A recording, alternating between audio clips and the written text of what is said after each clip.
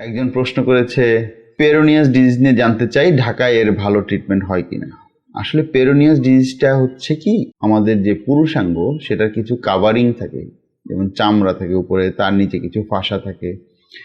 যাদের ক্ষেত্রে অনেক বছর ধরে ডায়াবেটিস থাকে অথবা যাদের কখনো ইনজুরি হয়, তাদের ক্ষেত্রে ওই যে ভেতরে চামড়ার নিচে যে লেয়ারগুলো থাকে পেনিসকে কাভার করে, সেগুলো শক্ত হয়ে যায়।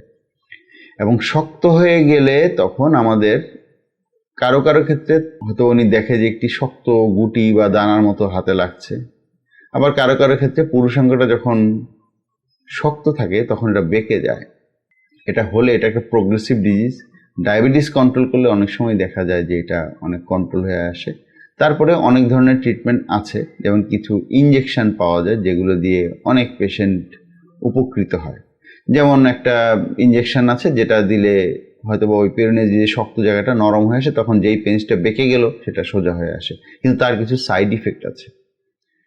এবং যদি বলেন যে সার্জারি, এই অপারেশন আসলে সার্জারি হচ্ছে প্রস্থেসিস লাগানো, পেনিসের মধ্যে প্রস্থেসিস লাগানো।